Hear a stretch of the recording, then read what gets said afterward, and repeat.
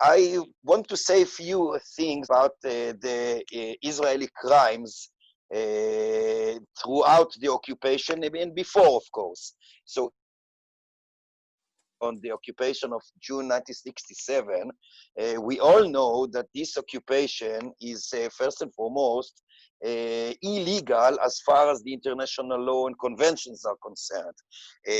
We all know, and I allow myself to quote from UN Charter, Article 2.4, that says all members shall refrain in their international relations from the threat or use of force against the territorial integrity or political independence of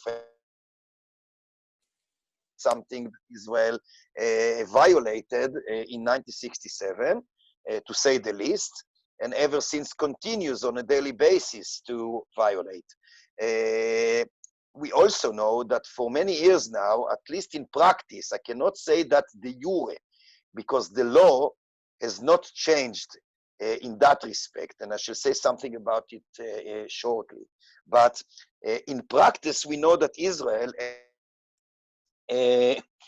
pursuing and executing an apartheid system, because again, I want to quote Article 1 of the International Convention on the Elimination of All Forms of Racial Discrimination, which was enacted or accepted in December 1965, and it says as follows: any distinction, exclusion, restriction, or preference based on race, color, descent, or national or ethnic origin, which has the purpose or effect of nullifying or impairing the recognition, enjoyment, or exercise on an equal footing of human rights and fundamental freedoms in the political, economic, social, cultural, or any other field of public life. This is something that Israel has been doing ever since the Nakba, since 1948, but even worse, since 1967, because at least in the 48 borders, the 20% of Israeli citizens are formal rights to vote, to be elected. There are some limitations as well in that respect, which I cannot really detail because of lack of time. But basically, there are some political rights and some social and civic rights within Israel proper, including for the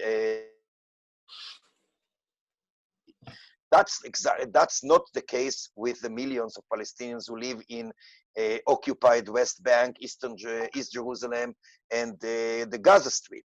Gaza Strip, as we all know, is under a terrible siege by Israel for many years now, and the people in Gaza live in literally a ghetto, and they cannot get out or in as they see fit.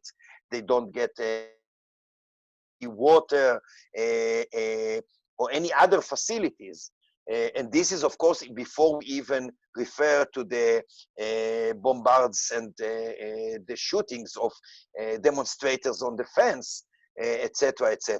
In the West Bank, we can see that there is, especially in the last few years under Netanyahu's government, we see that the policy of ethnic cleansing is suing by the Israeli government on a daily basis. And that goes, for instance, we can mention few examples. For instance, destroying all resources of water, for instance. So people, surprise, surprise, cannot live without water. So when the Israeli occupying forces go to the West Bank, and especially in the Jordan Valley, and they destroy in a systematic way the water sources, as well as cutting trees, and burning fields, not to mention shooting shepherds who go with their, animals outside, and they are shot by the army and attacked by the settlers, by the colonists. So those things are going from bad to worse. And in the last few years, it became, a systematic policy, which wants to continue. It's not an accident, as it were. They want, this is part of their policy. So, but I want to mention in regard to the annexation, something which I find more important than anything else, although the rest of the things that I just said and many things that I won't be able to say, unfortunately, or they are, each and one of them is important in itself. But there's one thing that I would like everybody to pay attention. Ever since the infamous law, basic law, Israel, the nation state of the Jewish people, was enacted exactly 2 years ago, by the way. I think today is exactly 2 years since the law was enacted. This law didn't only change or actually made Israel, turn Israel into an apartheid state also by law, because as I said before, in practice, it's been an apartheid state for generations or for decades, to be more precise. But now, even as the law is concerned, and this is a basic law, constitutionally, by this terrible law, Israel actually turned itself into an apartheid state, which is even worse than the apartheid that used to be in South Africa, as the grandchild of Nelson Mandela, when he visited the bank a few years ago, he said so. And Desmond Tutu said so, that the Israeli apartheid is even worse than the South African apartheid, because there's also a military rule. So there is a combination of apartheid and occupation and carried out by a military rule. But as I said, sorry, there's one thing that I would like to call your attention to. Since the West Bank, East Jerusalem, and the Gaza Strip, and I'm talking now about the Palestinian territories, because as it was said before, the Golan Heights and the Sinai Peninsula were also occupied. But I'm speaking now only about the Palestinian territories that were occupied in 1967. So ever since those territories were occupied by Israel, every time that Israel, or anything that Israel is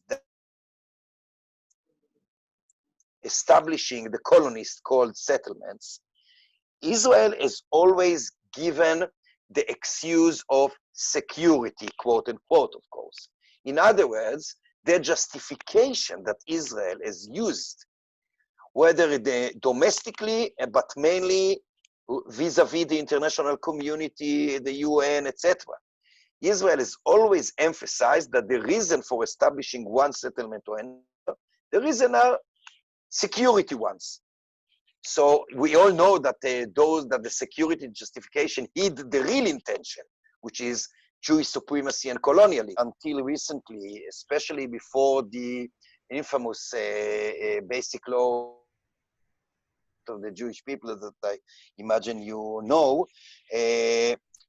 since the occupation of 1967 and the establishment of those colonies or settlements, until this law was legalized, legislated, sorry, 2 years ago, the main justification of the very existence of those illegal settlements, the main justification was security, as it were.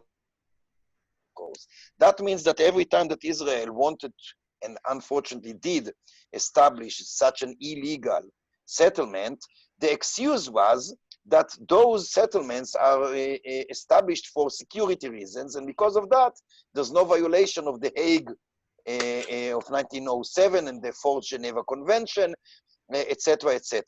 Now, what we can see since the legislation of this infamous law that I mentioned, annexation as well, is that now the justification is not as it used to be. That is the so-called security reasons. Now there is a messianic jingoistic justification. Now, when the Israeli government, supported by Trump and his fanatics, when they say that they want to annex the Jordan Valley and most of the settlements, which means that the West Bank is going to be very similar. The resemblance is incredible between the annexation map, if, alas, that's going to happen, it a resemblance to the Bantustans in South Africa during the apartheid is remarkable. Now, but the justification, as I just said, is that now they don't use so much. I wouldn't say that not, but they don't use so much justification of security.